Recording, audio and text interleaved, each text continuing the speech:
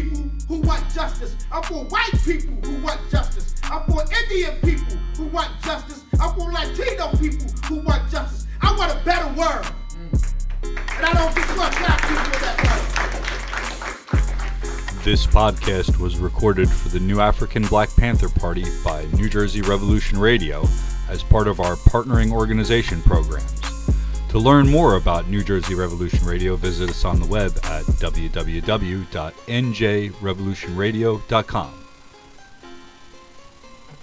Organization. We believe that capitalism, imperialism, white supremacy as systems need to be destroyed.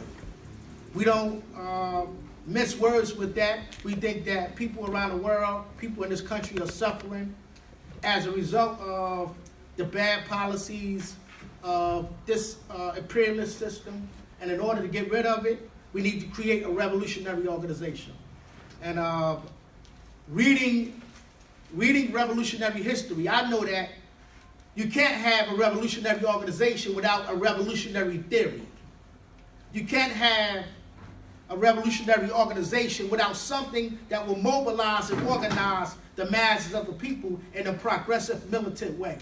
And for us, the New African Black Panther Party, no other group represents or embodies that ideology and principles and values than the original Black Panther Party. We think that we are a continuation of them, and we can say this out of our mouths all day, but our practice is what people is going to judge us by. We think that the original Black Panther Party laid down a model, a paradigm, from which all other groups can look, evaluate, and then extract successful practices from. And this is what we're trying to do today by launching the New African Black Panther Party as a revolutionary organization, at the same time giving to young people. Because this is primarily for young people. It's not for the New African Black Panther Party and the United Panther Movement or for the elders in this room. It's primarily for young people, so that way they know how to confront the contradictions in their community. And a lot of time for them, the contradictions can be housing, parents don't have food, it could be police brutality, it could be a bad school system, and they have to have in place a mechanism, a tool by which they can confront that. And so the New African Black Panther Party want to give them that information, so when they go back out to the community, they don't have to wait until adults say, let me advocate for you, or here's the program, or here's the policy. They can say, you know what, I've been reading up on the Black Panther Party, and I know that little Bobby Hutton was 17 years old when he joined the Black Panther Party, where he joined this great and mighty struggle for social justice. So I could do it myself.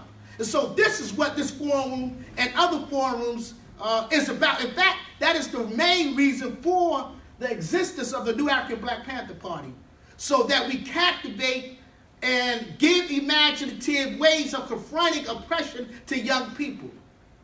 You know, we had a demonstration the other day. It was an imaginative, wonderful, and raucous demonstration. Conrad Zaid was there with the young comrades there. We was in the front, and they was raucous. But we want to get even more raucous. You know, we want to engage in street theater. And the only way to engage in street theater, you have to have an understanding of what revolutionary culture represents. So singing, music, dance, young people know about that stuff. I know some of us who are older like to shy away from that kind of culture. But we have to embrace it if we want revolution to be on the menu. But if you want electoral politics to be the only form of politics, then revolution may not be what's for you. Embracing the New African Black Panther Party may not be for you, because we're going to engage in a multi-pronged attack upon our oppressor. And we think that street theater, we think that electoral politics will come in later on, but we have to build base areas right now in our community. And those base areas consist of bringing young people in so we maximize the talent they have in order to create people's power in our community. So this is what the New African Black Panther Party is trying to do. This is our first event, and we're happy. And before we get started explaining our ideology, I invited some original Panthers. And this is a wonderful opportunity because it shows in practice when you follow the correct political line. And for young people, you will learn about this terminology later on. Line is only mean ideology. When you follow the correct political ideology, you don't have to talk all day long. Your practice will talk for you, and others will see what you're doing, and they will respond in a productive way. And so having these comrades here say a whole lot, because it means we founded this organization, the New African Black Panther Party, in a prison cell. We did something totally different from other organizations. POP was founded on the streets. People's Organization for Progress was founded on the streets. Other organizations, National Association for the Advancement of Colored People, was founded on the streets. The Urban League was founded on the streets. Umoja was founded on the streets. The African People's Socialist Party was founded on the streets. The Maoist Communist Party was founded on the streets. But the New African Black Panther Party was founded in a prison cell. Two individuals wrote letters to one another, back and forth, in 2005. And this is the result of that exchange. We bring in what we founded in the prison system to the streets, because we know that Pantherism is what we call the original Black Panther Party's practice, Pantherism, because we summed that up. We didn't sum it up. I mean, the original Panthers summed it up, and we adopted it. It's called Pantherism. Those are the best practices of the original Black Panther Party. Those consist of its revolutionary period and the Serve the People programs. We founded this in the prison system, and we captured the imagination of the prisoners. And it got so big. I'm telling you, this thing got big in the prison system across the country, where we had to cease and desist recruitment, the same way the original party had to do in 68 or I think 69. Because all kind of people was joining the organization. Some was joining to extort and rob other prisoners because there was muscles there. Some was joining because they were afraid of being alone within the prison system. Some was joining because they wanted to sell drugs. And they was using the organization as a tool to cower prisoners into submission. So we had to cease and desist recruitment within the New African Black Panther Party, but we opened up the United Panther Movement. And all of these comrades you see over here, for the people that don't know that most of these young people belong to us, the United Panther Movement, they are a part of the United Panther Movement. Young comrades there, the ones back there, the ones over there, are a part of the United Panther Movement. And why did we bring them into the United Panther Movement as opposed to the New African Black Panther Party? There's a reason.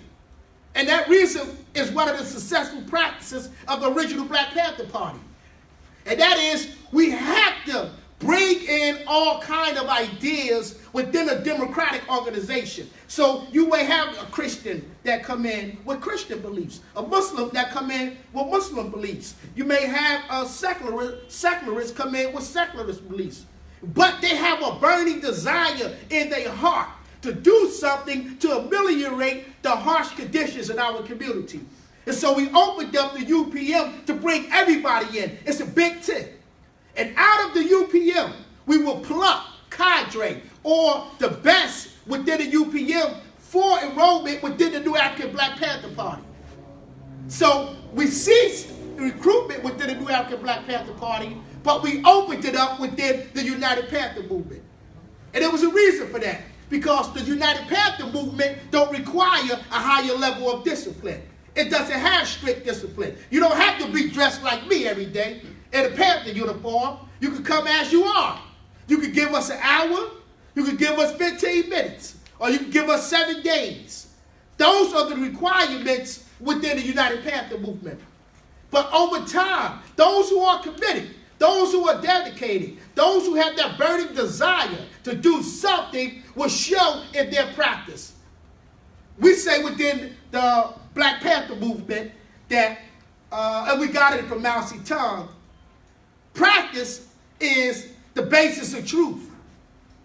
You can stand up all day and say, I want to do this and I want to do that. But if your deeds, if your walk is contrary to that, then you're not practicing what you're saying. That's how we judge an individual. We don't judge you on your skin color. We don't judge you because you're a white man or a white woman or indigenous. When I use the word indigenous, I'm talking about the native people and the brown people that speak the colonial language of Hispanics.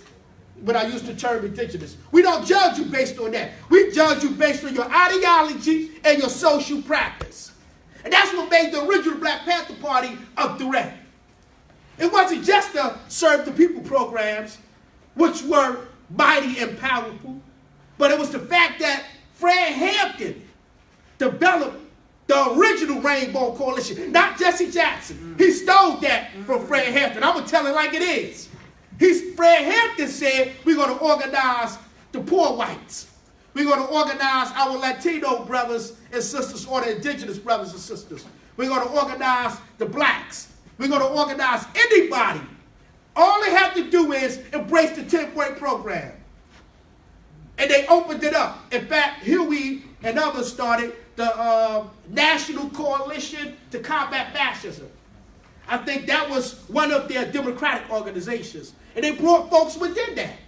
And you have folks of all different hues and complexions work in those organizations. So what we're trying to do is not adopt that and bring it back today. We're trying to take the best practices. And you'll hear a lot of that from Panthers within the New African Black Panther Party. The best practices. Because we do have criticism of our organization. And our organization is the original Black Panther Party all the way up until today. In fact, you can't be a revolutionary if you don't engage in what we call constructive criticism. You know, we can't have a comrade walking down the streets and professing to be about the people, but he engaged in bad behavior later on that night. We can't have that. And so the tool that affords us the opportunity to correct that behavior is what we call constructive criticism. And so that is the backdrop from which we're organizing this event. This is our first event. I'm super duper happy. It's like I have a woman who has given birth to my first child. Because if you imagine one piece of paper and one pen was primarily responsible for what we have here today and what we will have in the future. Folks didn't think, in fact, let me just tell you what some political prisoners said to us. And we have it documented in our books. We have 2 books out, Define the Tomb and Panther Vision. Russell Maroon Schultz, one of our great comrades, he helped us establish our organization. He said in Define the Tomb, a lot of y'all have these books, comrades have Define the Tomb. Right there in the introduction, he said, well, when Shaka Zulu first wrote me, I said, well, I don't think it's good to call yourself Black Panther Party. And he said, the reason why I said I don't think it was good for y'all to call yourselves the Black Panther Party is because, not because of what the Black Panther Party did, but what it represents to the enemy within the prison system. He said that immediately you would be crushed. Immediately you would be crushed. And there was legitimacy to that line. Jalil Mutakeen, a wonderful comrade, he wrote to us and said he was on the opposite end of the spectrum. He said, I endorse and support what you're doing. Keep at it. Repression is going to come, but you can't give up. This is what he said. Mumia Abu Jamal, a wonderful prison. Hopefully y'all, all of y'all know of Mumia Abu Jamal. I mean, he's everywhere. Got 11 books out right now. A political prisoner in Philadelphia, erroneously locked up in 1980 for a police killing. We call him a pig killing. I know that may make some of y'all wince, but we call them police pigs. That's what we're going to keep calling them. He was locked up in 1980 as a result of that. But come to find out, he didn't do it, the killing. He didn't do it at all. And there's evidence to show that. But he didn't give up practicing Pantherism because he was knocked off. He wrote 11 books. His latest book just came out called Empire, about that thick. This is a prisoner. It's about that thing, empire. They're going to have a launch next week. In fact, you're going to the launch. Conrad Zaid is going to the launch of Mumir's latest book. So what I'm saying to you is that we didn't just do this in isolation. We consulted with the great masters, and that's what we call our political prisoners. Because they fought for you and I. That's right. They put their lives on the line. They died. We lost 30 Black Panthers to pig ballots. That's what I'm telling you. 16, 17, 18-year-olds shot down by the government of the United States because they wanted to feed a poor person who was hungry. Or because they wanted to establish a decent education in our community. Or because they wanted to stop rats and roaches from biting babies at night. The government found that to be a crime. And shot these young brothers and sisters down. 17, your age. 17 to 18-year-old. Bobby Hutton was only 17. This guy here, 25 years old when he founded the Black Panther Party. 25. He ain't my age. I'm an old man. They're old men. They was your age. Young people throughout history are the movers and shakers of revolution. The locomotive force that knocked down barriers. You know why young people are that way? Because they're impetuous and they're creative. And they hate when old people tell them, slow down a little bit. They hate that. Who want to slow down in the face of injustice? I don't want to slow down. I know you don't want to slow down. You're tired of going to sleep at night hungry. You're tired of going to a school that don't teach you how to be enlightened, but teach you to learn a test, to take a test. You're tired of the police jumping out of the car and saying, get against the wall because we think you're a suspect. You may be carrying a gun, or you may be carrying drugs. You're tired of that. And as a result, when people politicize you, give you that knowledge of self, you go out into the community and you scare folks. Because they want you to move slow. They want you to move according to their pace. Or they want you to practice their agenda. But we're here to tell you, the New African Black Panther Party wants you to move as quick as you want to move, but with discipline, with ideology, with structure. Because we have forces out there that we all have to fight against. All of us are obligated. I don't care. You could be 80 years old to 1 year old. All of us are obligated because this world that we live in cannot be destroyed without participation of every hand in this room. All of us can't do the same thing, but all of us could do something. That's why the political prisoners, they write the comrades on the street. Most of these comrades that are writing to political prisoners were political prisoners. You know, let me just explain that before we turn it on to the great comrade that came here today. A political prisoner is someone that was captured for practicing their political ideas within a society that frowns upon that. That's a political prisoner. So if we out there demonstrating like we did the other day, down Broad Market, the police could pull us over and throw us in prison and say we broke their rules. That's a political prisoner. When you're in prison because you practice a set of political beliefs that they don't like. And some of you may become political prisoners. Because revolution is illegal in the United States. And it's illegal around the world. I'm going to tell you like it is. The Black Panther Party is not an organization for cowards. It's not an organization for weak, spineless individuals. You know, these people were bold, fearless, they spoke the truth, and they put their bodies on the line to serve our poor and suffering people. And that's what we want to do today. We want to put our mind, we have a saying called mind, body, and soul. The original Black Panther Party have a saying, mind, body, and soul. That means everything that you do, wherever you go at, you push this Pantherism. You don't go to a debate and do you allow the person you're debating to tell you to drop Pantherism and you be all of a sudden become someone who adopted their philosophy. No, we call it holding the banner of Pantherism. Wherever you go at, there are going to be people to tell you what you're doing is wrong. They're going to tell you that. The media is going to paint us, and I'm telling you this because we have a paradigm, a model from which to judge this stuff. I'm not speaking in abstract, in theoretical terms. The media will paint us in the most dirtiest light. They will call us criminals.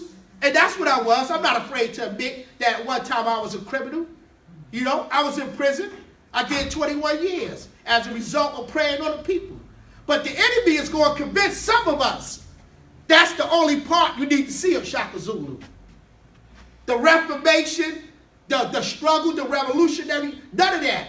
So what I'm telling you is that the media is going to use their hammer to separate us in the future. And we can't allow that to happen. So this is our baby. We're excited. We're happy. And hopefully we continue to grow and evolve. And with that, I'm going to call up here Comrade Atnall to give us a history, his participation within the original Black Panther Party.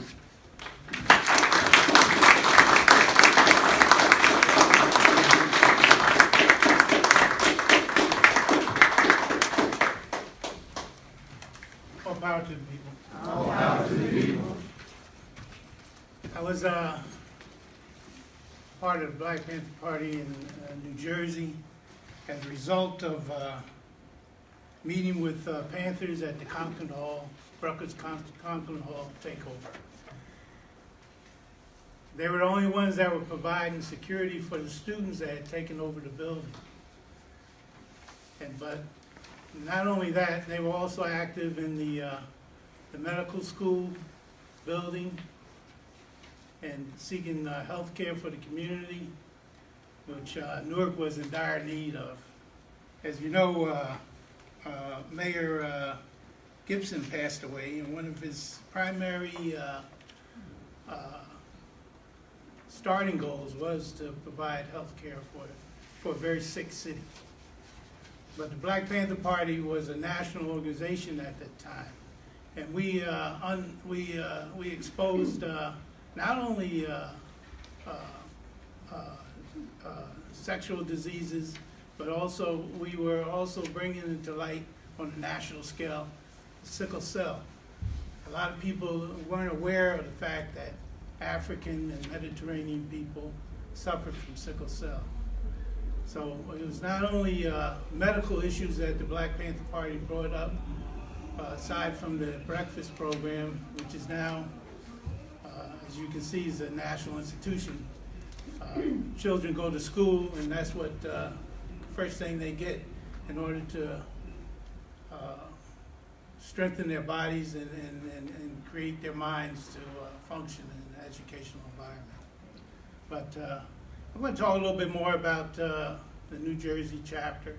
New Jersey chapter left some things behind after its destruction by the U.S. government, because everybody understands that the goal of the Black Panther Party was to overthrow the government in order to make a government that was susceptible to the people and to be controlled by the people.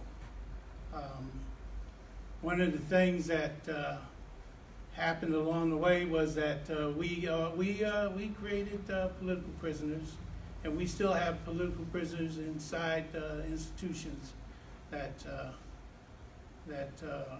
incarcerate the people. Now, one of the goals of what I'm a part of now is the Black Panther Party Commemoration Committee, and what we do is we try to raise funds every year for defense, not only court defense, but also for commissary for political prisoners that are still incarcerated. We've had some success, and that we not only got some Black Panther parties, veteran Black Panthers released. We're also part of the Black Liberation Army, and as a result, we got Herman Bell freed. We got Seth freed. The Angola 3 freed. Thank you. We still have about 13 more Black Panthers that we tried to seek freedom for. So what we do every year is we hold a film festival, and we try to raise funds to do this type of work that needs to be done, because we won't be satisfied till all of them are free. And that's one of our slogans is free them all. If I can get a free 'em all from everybody. Free 'em all. Free 'em all. Thank you. So every end of September or beginning of October, we have a program. I do have some pamphlets from last year. It was our 10th year of having this film festival. But we appreciate anybody that can write to political prisoners, because you know, they will respond to you, and if any advice or anything you have or any questions you have, they will give it to you. One of our longest political prisoners is Chet Fitzgerald, who's still serving in California.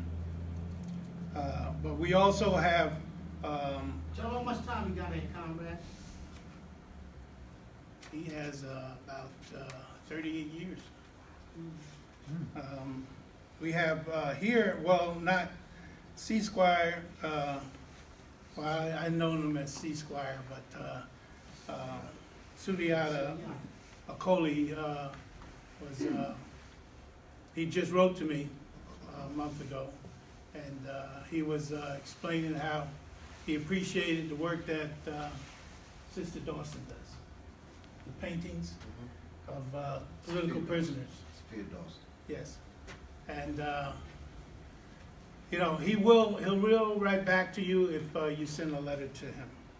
So you know, we have Ed Poindexter in Nebraska, Joseph Bowen in Pennsylvania, Anthony Bottom in New York. You mentioned Russell Maroon Schultz. Some of these people, some of these brothers are sent to other institutions, not just New Jersey. Like Macaulay wrote me from New Jersey, but he was sent back to Maryland. So we have Freddie Hilton, Lorenzo Bowers in North Carolina, Kenny Whitmore in Angola, Louisiana, and of course, you know, Mumia in Pennsylvania, and Jamil Amin, who everybody knows as H-Rap Brown. He's currently in Arizona. I have a couple of these left if anybody wants to review them. This year, we have even better films that we show. You know, the bottom line is that there was a survey taken, and it was unfortunately found that black people happen to be the most entertained people in going to the movies. They like going to the movies. So we use this as a vehicle to try to educate people. So you'll find that most of our movies are based on documentaries and they're based on historical fact. This year, we're gonna have a movie about Cuba and how Cuba released Mandela. It was not the nice South African apartheid government. It was Cuba as a result of getting out of Angola, agreeing to leave Angola, that everyone had agreed, all the colonial powers had agreed that if Cuba left, they would free Nelson Mandela. So the Cuban people are the real people to be thankful that Mandela was released and that South Africa was finally free of apartheid. But also, in turn of that, we have to concentrate on the next oppressed people, which happen to be the Palestinians. Palestinian people have been put in a jail known as the Gaza Strip. That's right. And even if they tried the tactics of Martin Luther King in their march to freedom in the north of Gaza, you see what the results are. That they're murdered like people in Sharpsville, South Africa, because of the apartheid system in Israel. So we're going to try to educate the people. We're going to try to, get people out. We don't want to preach to the church. We want new people, new faces, and this is the only way we can educate people. Through the, you might have social media, but I'm an old school guy. You guys call me, original gangster, but to me it's just an old guy. I'm the old guy. And the old guy, I remember when churning out the mimeograph machines and and you kids with the social media. So, I want to make sure that some of the young people get some of our required reading, because education is important. It's the foundation of our survival. If we don't know about anything or we can't do anything about anything, we can read about it and find out about it. So, I'd like to give some of the young people our party Get that for you, comrade. book that used to be our book writing list, and I see we have a lot of young faces here, and I want to see if we got some people that can answer some questions. How many Black Panthers are currently incarcerated? We have about 13 left of original Black Panthers. That includes Rep Brown, right? Yeah. Right. But, there's a mailing list of addresses on some of those journals for the film festival. It's probably your only thing, but how many original members are still in exile?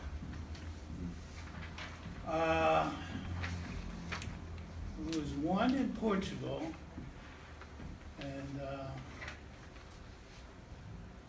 aside from Asada, Shakur, one of our comrades just passed away. The comrades in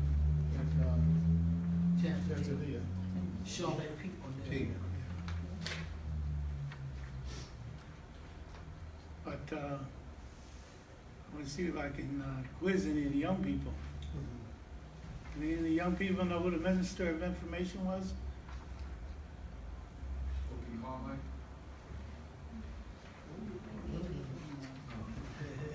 No? Eldridge Cleveland. Yes. Eldridge Cleveland. And because you know that, I'm going to give you, courtesy of the U.S. government, courtesy of the U.S. government, I'm going to give you a chart. A chart of, Oh, that's wild, the history of the structure of Black Panthers. that was a chart that COINTEL created to track us down. Wow. Could you hold that up a second? Could you hold that up for the, I mean, it's hard to see from the distance, but.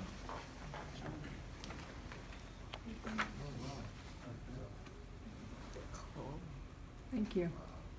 Does any of the young people know who was the only conscientious objector that was not,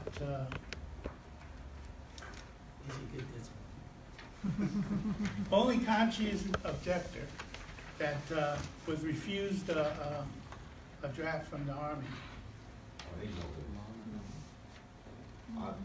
Muhammad Ali. Okay, all down to the people, there you go, John.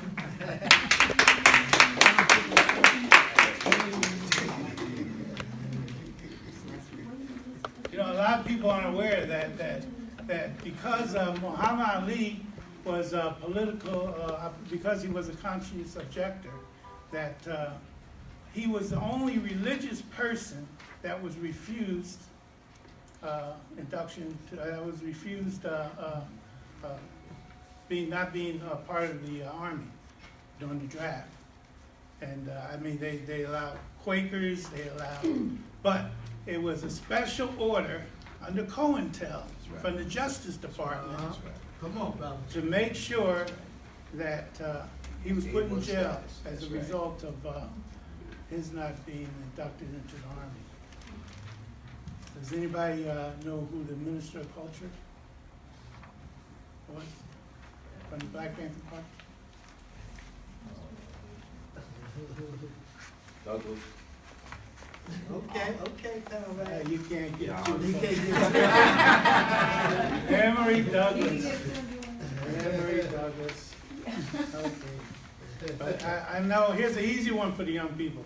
Now, only the young people answer this. Who is the chairman of the Black Panther Party?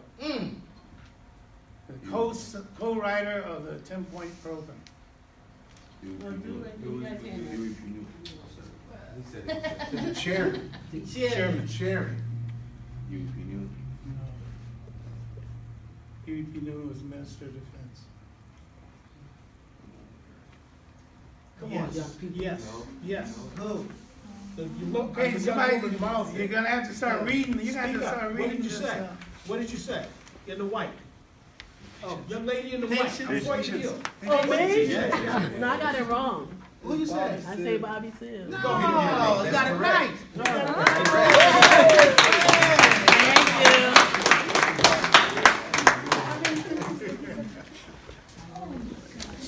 Y'all make sure y'all read that book list now. Okay, who was known as Soledad Brother? Ah, Who's head of the Black Panther Party chapter in Soledad Prison in California? You want just the young people? Yes, the young people. Yeah, right? I would've got Muhammad Ali. You're gonna have to start reading that list. George Jackson. All right. oh, okay, Mason. Thank you. Okay, all power to the people. I hope I motivated the young people to start hitting that list. And, you know, this way, you know, they'll have some answers to the questions because, you know, our curriculum and our school system doesn't really educate us on political thought or in our culture.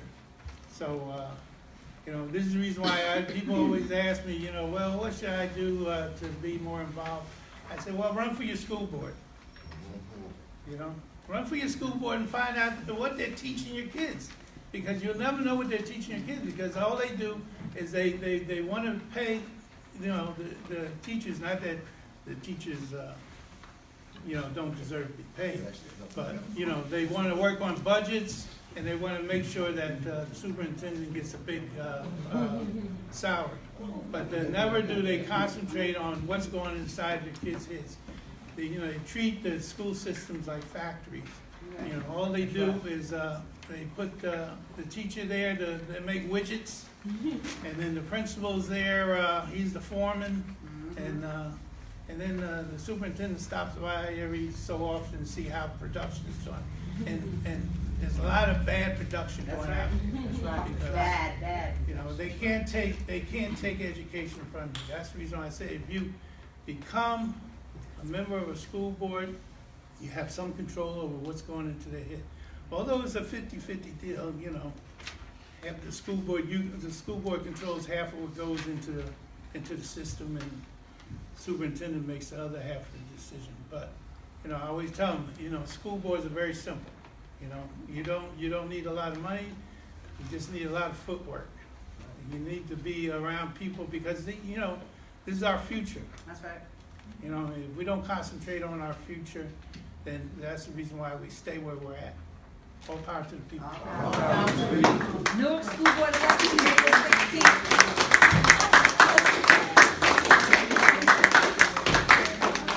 We want to thank Conrad Atnall for that wonderful talk. It was real informative. Before we move on, I just want to acknowledge a new member of the New African Black Panther Party, not the United Panther Movement. She came all the way from Delaware. She's a part of the New African Black Panther Party, which is the leadership wing of the United Panther Movement. Come on and stand up, Conrad, Teresa.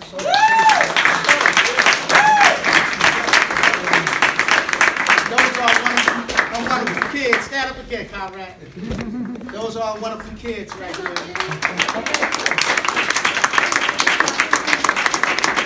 All the way from Delaware. Now that's what we call commitment. That's right. Commitment. That she's from Delaware. She ain't from down the street. Where I live at, I live down the street. I just walk here. She came from Delaware. You know, so thank you, Conrad, Thank you. for coming. Before we move forward, we want to bring our comrade up here from the United Panther Movement. He's going to read the 10-point program. So young people know what the 10-point program is. This is what we're fighting for right now. And Conrad Poppy is going to read it to y'all. Come on up, Conrad.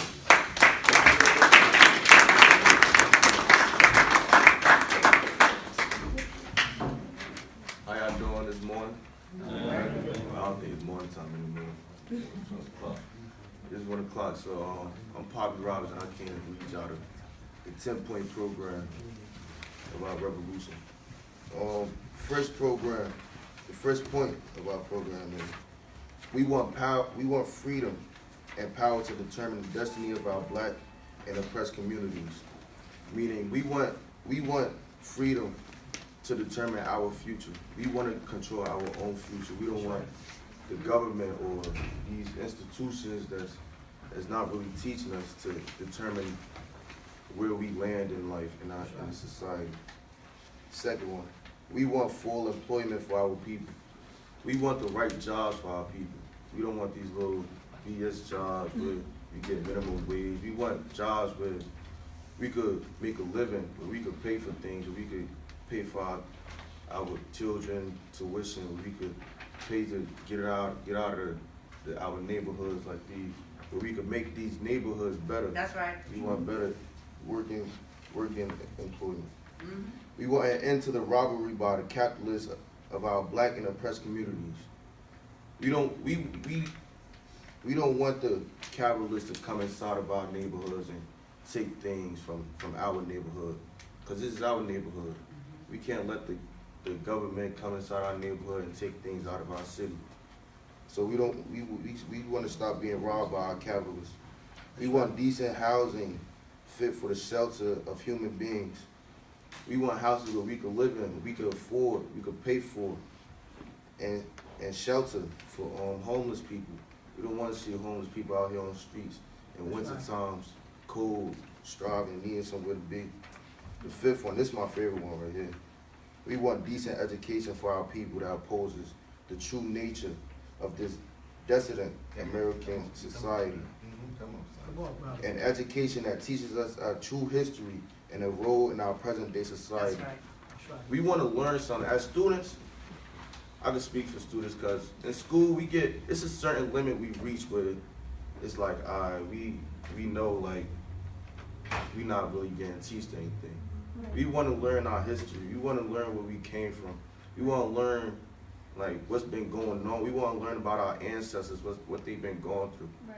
Because it's a certain limit in school where we know like it's BS.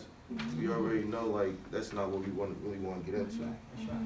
6, we want completely health care for all black and oppressed people. We want to feel like we're the ones being taken care of. We pay taxes in this city, we pay taxes in this state, and we should feel like we're being taken care of.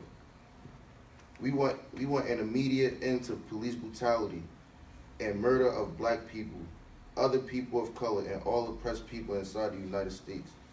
As we all know, police brutality is a really big thing, not just in Jersey and America. Police brutality been going on since Bobby Hutton, as a matter of fact. So we want to end that. 8, we want an immediate end to all wars of aggression. We want to stop fighting wars that we don't need to be fighting. We have a lot of wars that we've been fighting in just to take other people's things, to take oil and other resources that we don't really need, but we could be spending money on education and other things, killing babies, like she said, killing people Flowing, brother, come on. Proud member there. That's proud member. Come on, brother. We want freedom for all black and oppressed people now held in U.S. federal, state, county, city, and military prisons and jails. Furthermore, we want trials by jury and peers for all persons charged with so-called crimes under the laws of this country.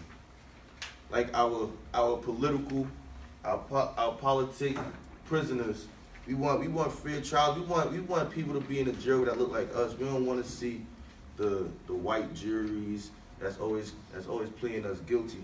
We want a free trial.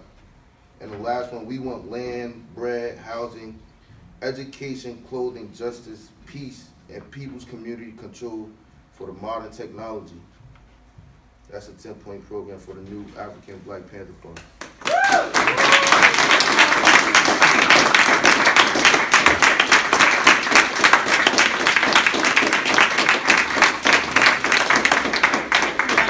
Thank you, Comrade. That was wonderful. Yes. And this is what younger people need to see. You enumerating this 10-point program is inspiration for young people everywhere.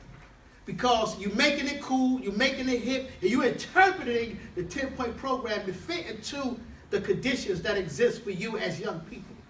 That's how you win your other people over. You speak to their needs. We have a saying in the movement that ideology must be built around concrete conditions. That means that what's in your head must be able to interpret the conditions in your community so other people can understand it. And that's what the 10-point program does. It gives people a benchmark from which they can judge what we're doing as an organization. So if we want housing, then we got to get out there and get some housing. You know, we ain't got to wait on welfare to give us Section 8. We ain't got to wait on other people to give us anything. You know, we pool what little resources we have to get housing. Like a good part is education, your favorite part of the 10-point program. You could open up a garage and bring all the young people, your friends, into that garage and teach them a 10-point program. You could do it in your living room. You could do it wherever you at, because the basis of education is not determined by being in a public school sanctioned by our energy. Education is determined by how we teach one another. And that 10-point program, you enumerating that, will convince and inspire other young people around the world to get with this revolutionary thing. We got to make revolution hip too. It can't just be boring and dull. Folks will turn away from that. You know, let me tell you one of the most important attributes besides ideology of the original Black Panther Party. It was this black leather jacket, it was the black beret, and it was their swagger with it. You know, it was cool. So when folks approached them, they thought they were just talking to someone that was hip and cool. But the brother said, do you know the 10-point program? And he said, oh, let me get away from this guy here. You know, on the system. You read Elaine Brown's Taste of Power. They was at a party, Bobby Seale and the Panthers was having a party, a little party that we have. And then one of the brothers pushed up on the sister. You know how we do. They pushed up on, and the sister said, you know the 10-point program, brother? She said, what? He said, what? He said, do you know the 10? He said, no, well, you can't be talking to me then. Learn that 10-point program and then come back to me.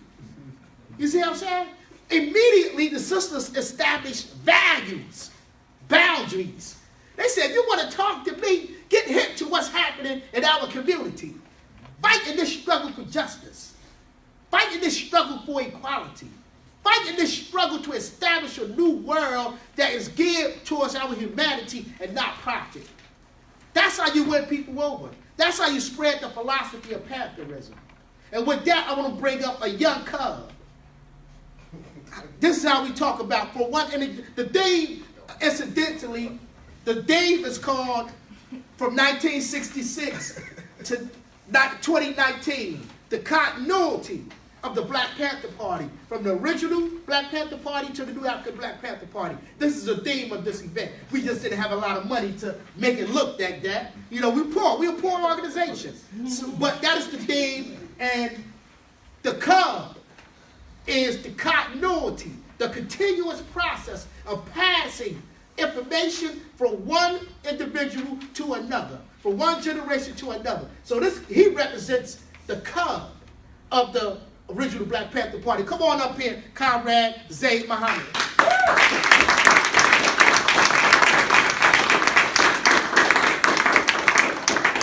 All power to the people. All power to the people. Thank you, little brother. I really appreciate you. I was laughing when you said young comrade, because out of the family that comes, I'm probably the oldest. And I probably should explain that first, but I want to just thank you, young man, for what you're trying to do. Coming from inside the walls, held on to what you got from inside the walls that made a difference in your life, that turned you around, and you're trying to make a difference. And understanding that you stand on some very courageous shoulders. And some very serious dues were paid by those who had those shoulders. So I want to appreciate you, and if I can help you in any way I can, that's what us old heads are for, all right?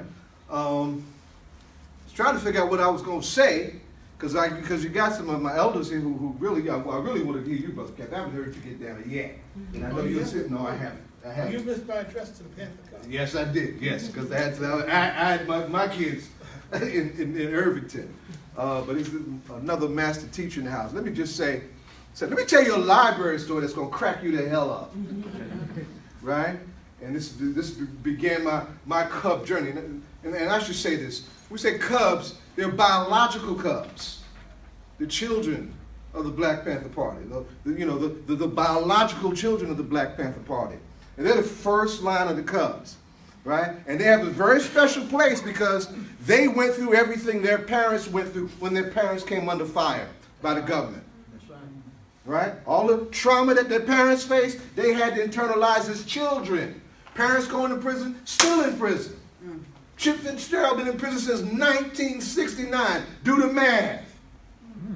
Do the math. That's 50 years. That's right. 50 years. Imagine what that did to his children. We could go. Bobby was a baby. He was only 17, but some of the other martyrs had children. All right? So that's a special part. I'm not a biological cub. And I need to explain that because that's something special that they went to, and we covered down on them for that. I'm a cub that, from some of the other elders who came out and did other work in the Panther tradition, I came up under two very hardcore. I'm a New York cub, basically, but the two Panthers that I've worked under especially closely was Daru bin Wahad All power to the people. and the late Safia Bukhari All Austin. power to the people. Okay? Daru was a field secretary for the Black Panther Party in New York and went into the Black Liberation Army also when we had this thing called a split that took place, and they did some underground work, and then some of them paid the price for doing that underground work. He did 19 years in prison in New York State. But when he came out with a mandate from his comrades in prison to put together a campaign to get the rest of his comrades out. And that was called the Campaign to Free Black and New African Political Prisoners. And for those of you who are into entertainment, right, usually when you got a big star who's getting ready to come on, then you have an opening act. I was Daruba's opening act. Okay. Right, because I had been doing Panther political education community work for a long time prior to that, and the New York Cubs, the New York Panthers were very possessive of the work that I was doing in that way. Safia Bukhari was also in the New York chapter. In fact, she went in 68 was a big year in terms of Panther growth, right? Witnessing an encounter of police brutality.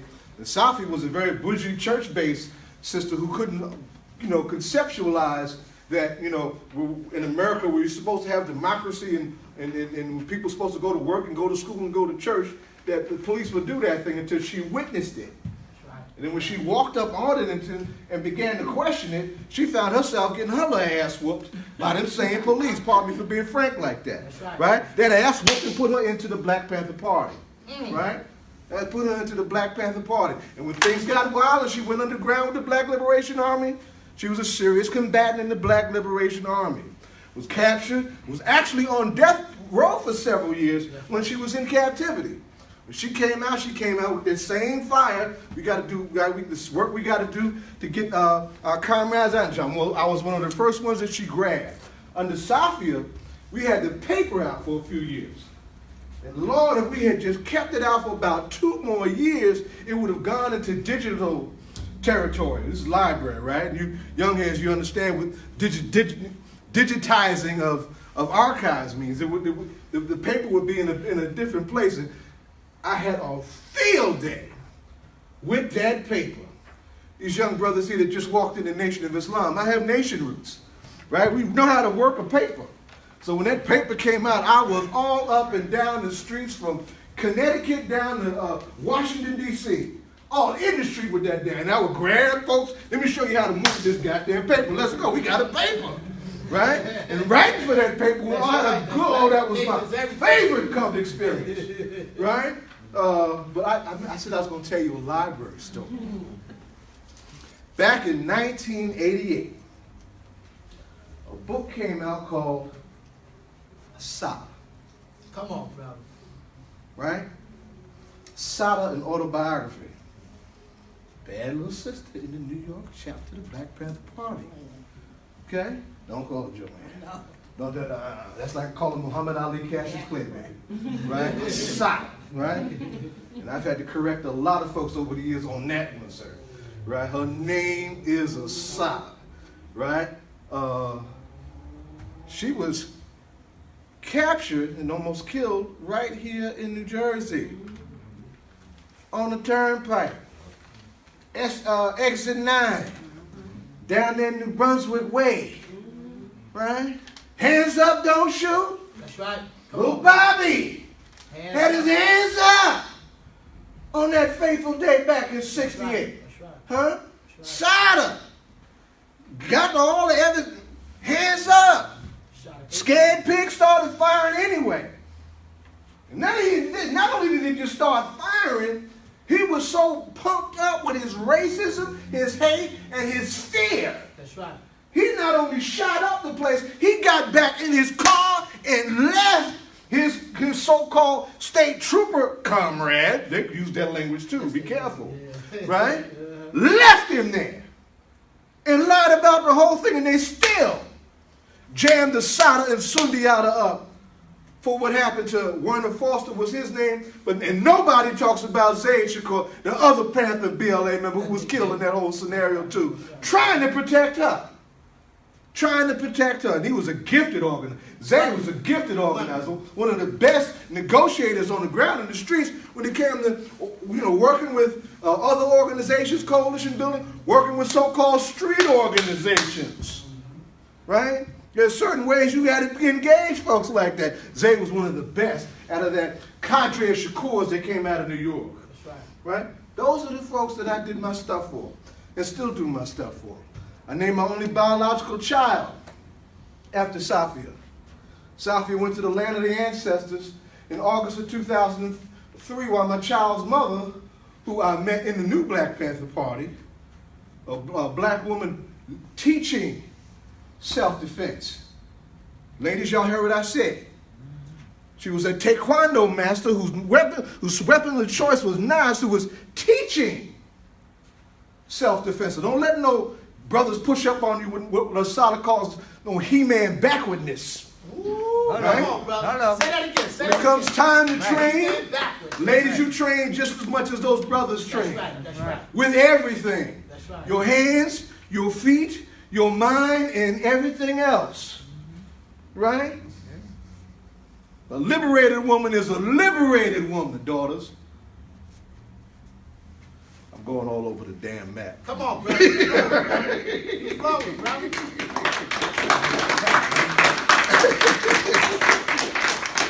I ride like that, y'all forgive me. I'm going to give you some old stuff too.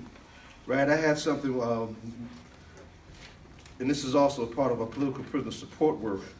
When the Disney movie Black Panther came out. It's a Disney movie. That's right. Right? That's right. That showed you how valuable and special the CIA is in saving our civilizations.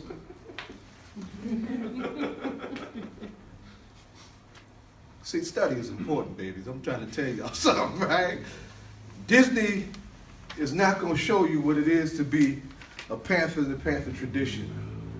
Hollywood is not going to do that. White supremacy is not, none of that, or what you need is going to come from that, right? When that happened, we made a conscious effort to seize that moment, right? To create what we call a teachable moment, to all those folks who are excited about that good-looking Disney movie, and that's what it was. It was a good-looking Disney movie, and it captured our imaginations because Negroes look good doing all that shit and all that. Yeah, and all that shit look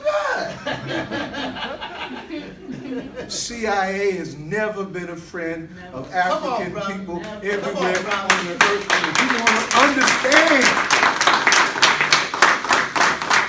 covert activity of this government, upholding white supremacy, upholding capitalism, upholding our efforts of our people to be free all around the world. You have to understand that the number one tool to deconstruct and destroy that over the years has been the Central Intelligence Agency of the United States government.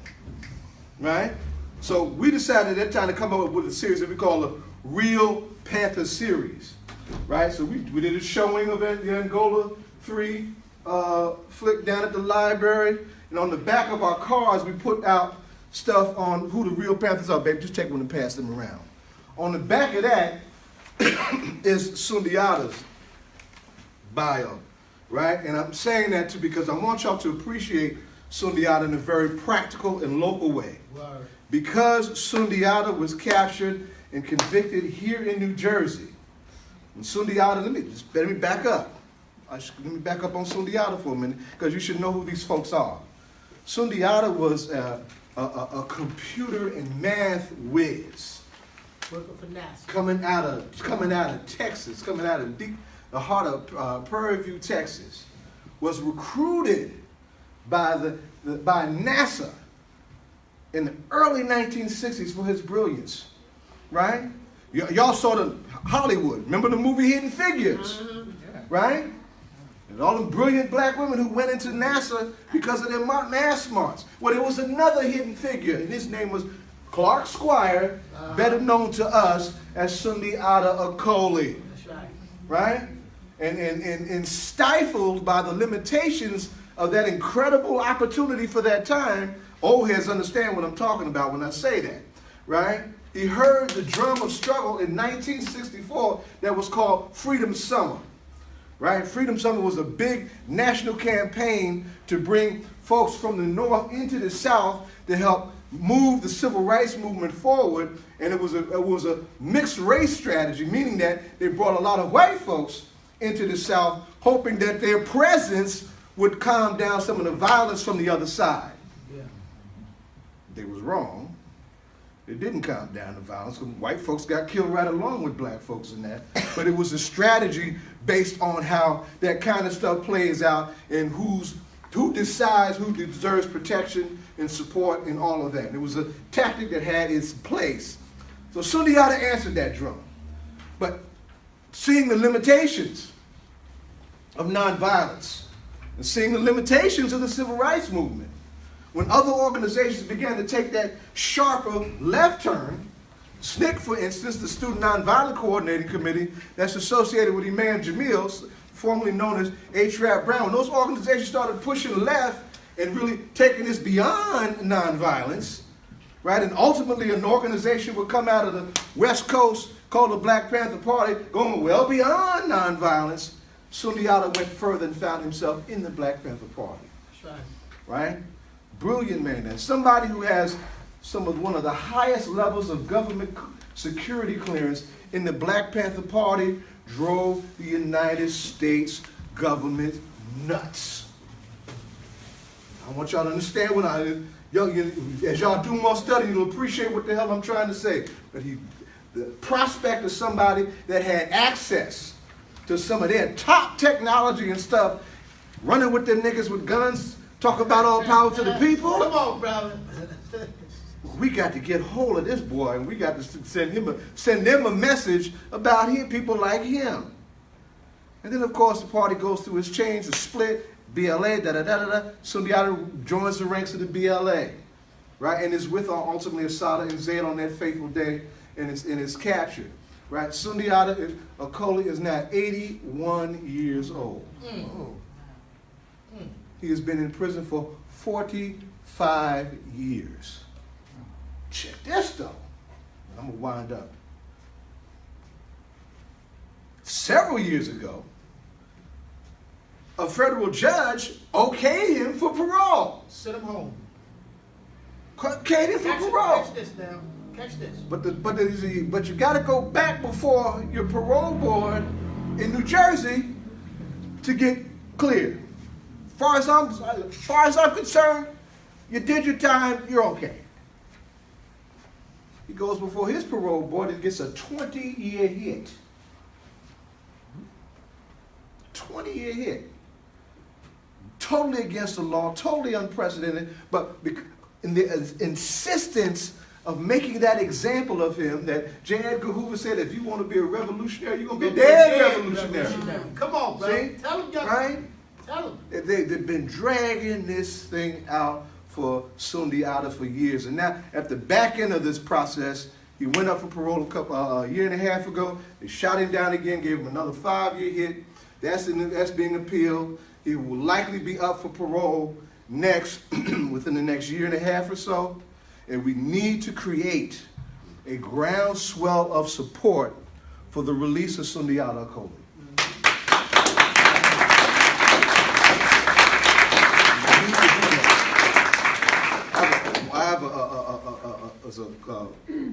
Is there any clergy in the house?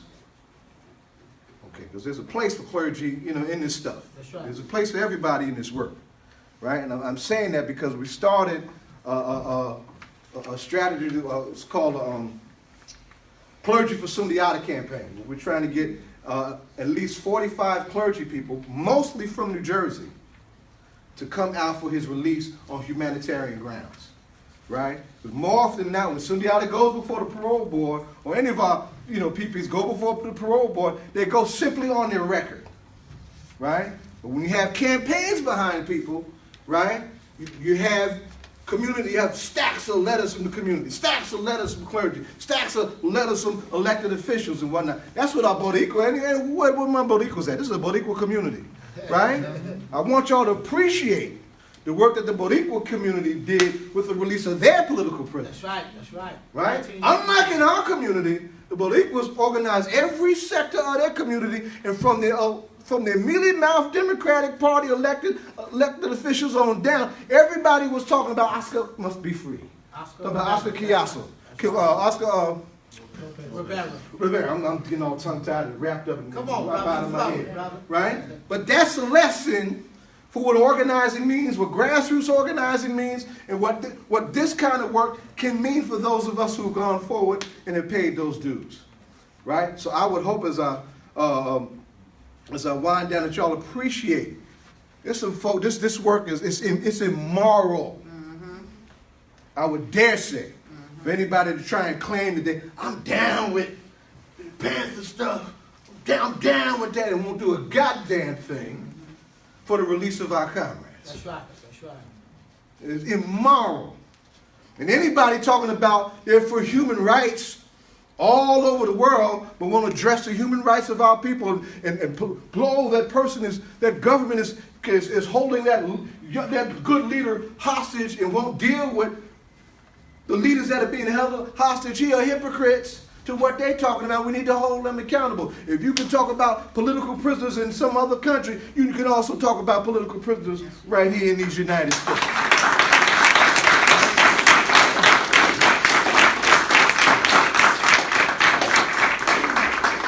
Library story. 1988, I held the first book party for Asada's autobiography at the Newark Public Library. Boy, you want to know what happened after that. Well, since you like to call police officers pigs, we'll do that today. That's right. That's right. Tell it like Pigs it is. went crazy. Went crazy. Having a book party for Chesimard at that library? I said, yes. And I did it. How about that?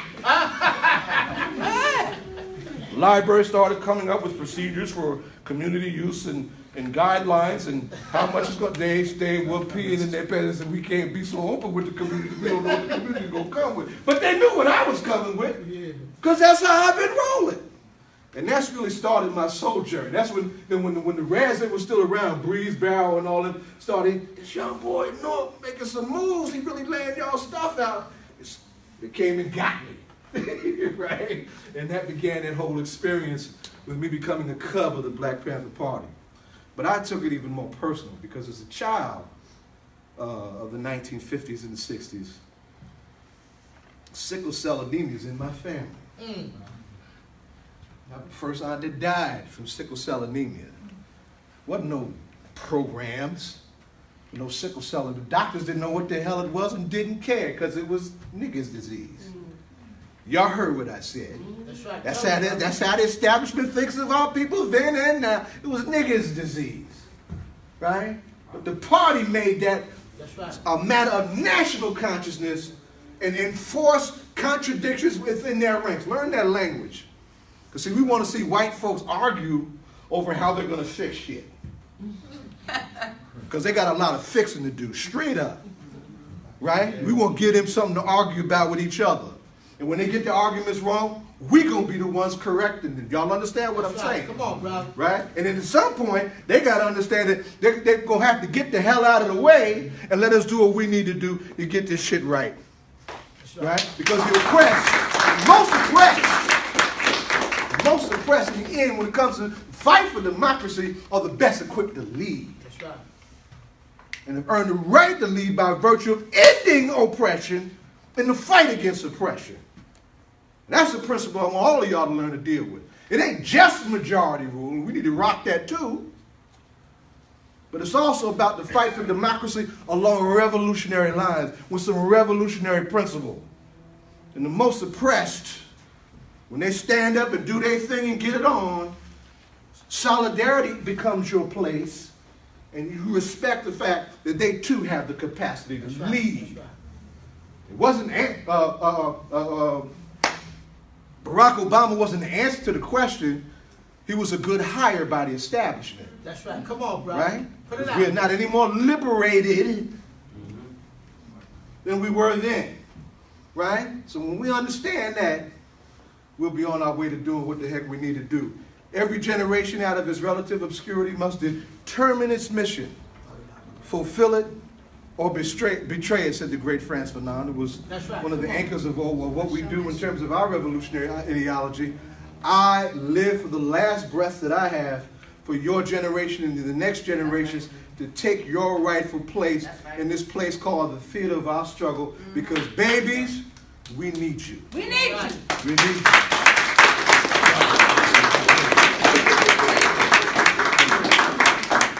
With that, I'll step out, get out the way, let Brother Cappy take this to the next stage because he can go far further than I can, right? And carry on with your work.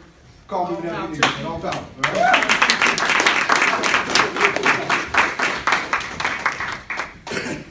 I don't know how to piggyback off of that. That was a wonderful, wonderful introduction to Pantherism.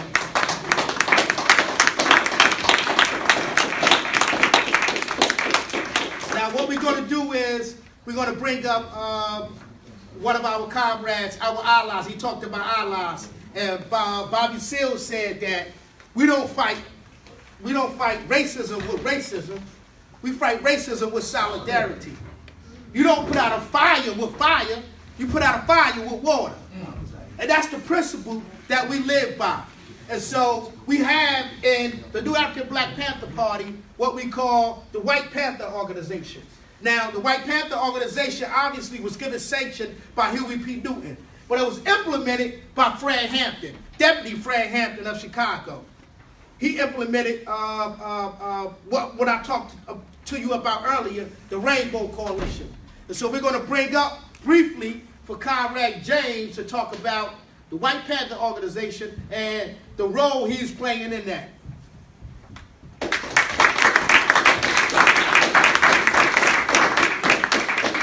All power, brother. All power to the people. All power to the people. I didn't expect to speak this morning. It was a surprise. But that's okay. I'll say a few things about what motivated me to participate in the White Panther Organization. Supremacy, the imposition of supremacy, the metaphysics of supremacy leads to one thing, which is the degeneration of knowledge, the corruption of knowledge, the loss of history, and deprivation that prevents people from being able to organize amongst themselves. So when we talk about supremacy, we're talking about power. Power invested in the individual by himself. When I talk about the degeneration of knowledge, what I mean is, if someone has claimed himself to be the holder of supremacy, it doesn't matter anymore if he's right or if he's wrong. Truth, history, science, systems that function, systems that do not function, we're no longer in a position to make those assessments. Supremacy is the power to say that I'm right and my system is correct. When we talk about European supremacy, we can talk about the ability to use cartography to draw maps and present the world in a way that is sympathetic with colonial plundering of the world and the creation of a world economic system with Europe as its center. When we look at Africa, its lines are drawn arbitrarily. The languages were imposed arbitrarily. Mathematical systems, systems of organization, systems of gender, systems of knowledge and of being were erased or subject to attempts at erasure and replaced by other systems. Supremacy is when someone says, we're going to impose these systems because they're better, and they're better because we say so, not because there's been any objective analysis of the merits of one system over another. So now the maps have been redrawn, and now they've been organized into the UN into nation states. So why are there states? And what is a state? We can go back to people like Thomas Hobbes and other European thinkers who decided that the people and the masses are barbaric, they're animalistic, and they can only be controlled if someone represses them by force. And so now, when you look around the world, if you go to the Philippines, if you go to Egypt, if you go to Morocco, if you go to South Africa, if you go to Turkmenistan, if you go to Indonesia, you have regimes that have concentrated power, concentrated wealth. They've used their security apparatus to dispossess people of their land, to marginalize them, to make them proletariats. And this is also part of a supremacist regime. They're the state because the state is right, and it's right because the supremacists say so. Economics, as we understand it, is based on capitalist economics, based on certain models of supply and demand, and equation-wise, it seems like, as they're presented, they work out. But what the equations don't account for is when militaries go to other lands and plunder them of their resources, steal from the ground, kill the people.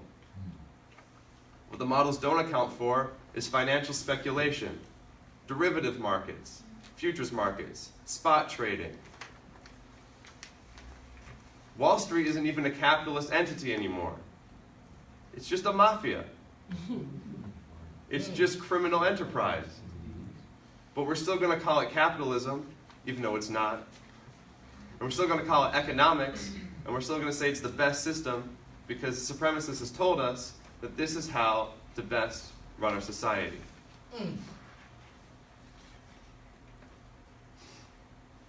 And we can talk about democracy and the self-aggrandizement by the West with reference to Greece, even though the majority of nation states do not, in fact, adhere to a democratic model.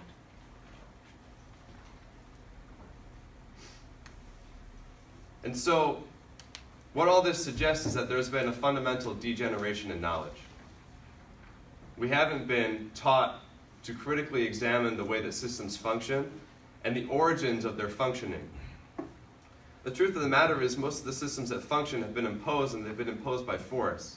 And they exist not because they're the best systems, not because they serve the best interests of the people, but because someone has decided that they're best and no one has been able to hold them accountable. No one has been able to challenge them. And so as someone who's interested in decolonization, as someone who's interested in mass movements, I decided to join the White Panther organization. I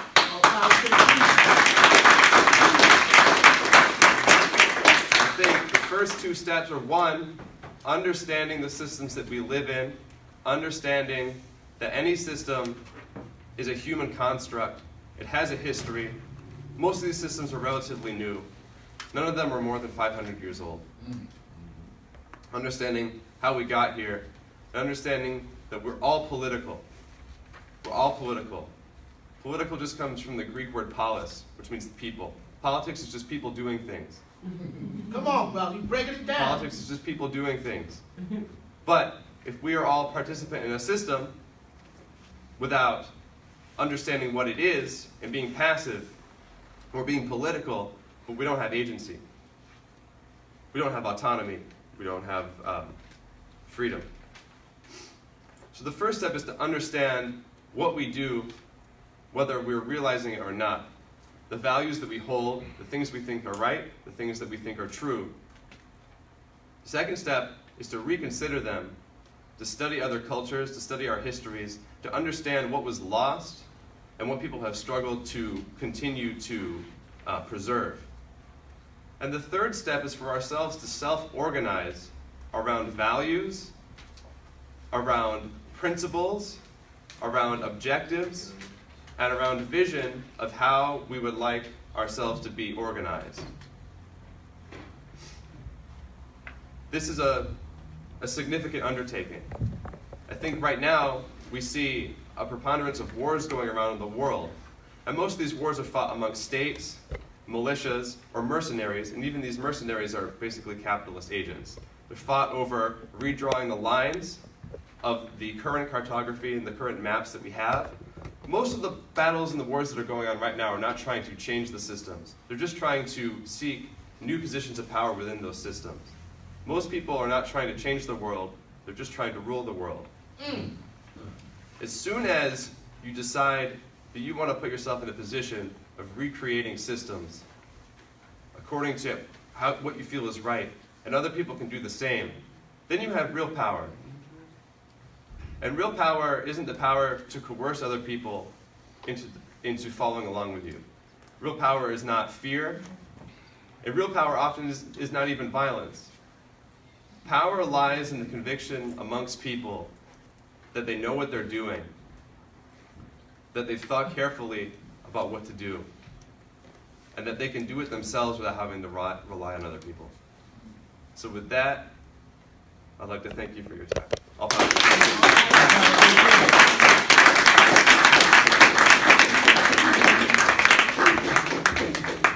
Now y'all see why he's driving this machine of Pantherism along with us. Wonderful contribution. And might I add, for you cultural nationalists that's hiding in this room and that's on TV or looking at us on live stream, he been to Africa, studied in the Kwame Nkrumah Institute for a whole year. Got it. So it's not about the skin color that determines the nature of righteousness. It's about your practice. So don't come at me later on saying why you let a white man speak at a Black Panther event. This is what we do. This is what the Black Panther Party is about. I know some of y'all been seduced by the last few years thinking that it was only simply about black people. But this is a new revolutionary movement in town. I was going to say new sheriff. It's a new revolutionary movement in town. And we putting revolution on the agenda. And so we're bringing together all kinds of people. If you're serious, how the hell you can't be a brother or a sister to someone who want to get rid of a Donald Trump? Will you turn your face aside because of a person's complexion who want to get rid of bad housing? Will you turn your face aside because a professor who want to teach you about your own history may be a different hue or a different complexion? They can tell you about the 25 dynasties in Egypt. They can tell you about Mali Songhai. They can tell you about the colonial periods in Africa, the post-colonial periods. They can tell you about imperialism, why the world is shaped and constructed to benefit white supremacy or the international ruling class. All you got to do is study and practice it. I'm not talking about the charlatan. I'm not talking about the faker. I'm talking about someone you see every day on the ground moving garbage so that you can stuff in a place that's clean. Will you turn aside from that person? So don't come at me later, cultural nationalists, and talking that only black talk. I'm for black people who want justice. I'm for white people who want justice. I'm for Indian people who want justice. I'm for Latino people who want justice. I want a better world. And I don't just want black people in that world. And we have two more speakers. One of my professors at Essex County College, and also someone I met when I was in enemy prison. We didn't write often. I think we wrote one time. I met him through Socialism and Democracy, which is an academic journalist magazine. Most of us here probably wouldn't even read that. It is so theoretical. Now, remember, they use words like superkalakabaka. Yeah, I'm telling you, big words. And Cappy is one of these magnificent Panthers from the New Haven chapter in Connecticut. He was there when Bobby Seale was locked up, Erica Huggins was locked up falsely under the counterintelligence program. And he's also a professor at Essex County College, the school that I go to. I'm not going to bring him up just yet. He'll be pulling in the second half. Right now, we're about to go to refreshments. And then we have two more speakers, him, and we're going to bring in our allies, another ally from the Maoist Communist Party that came all the way from Atlantic City and Philadelphia, and they're going to talk to you about why they decided to join with the New African Black Panther Party and radically put it into effect Martin Luther King's dictum. We need a radical redistribution of wealth in this society. That means you have to destroy capitalism in order to do it. And they have decided to join with the New African Black Panther Party to make this a reality. See, this is a revolutionary party. You ain't going to hear nothing about vote for Cory Booker here. You ain't going to hear that here. You know, all you're going to hear about, let's get these streets, let's clean it up, let's organize with the street forces. We also have a street force here. And they decided to get their act together.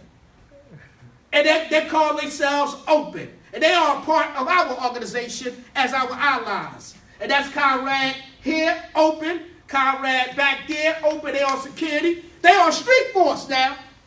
Let me tell you, some of you older folks, what a street force is.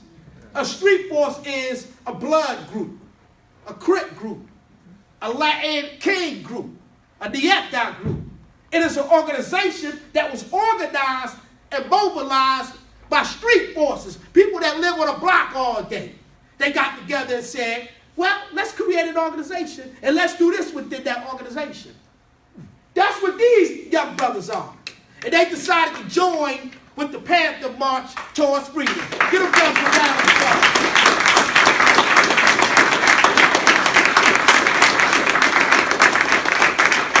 And so we're going to come back for right after a 10-minute refreshment.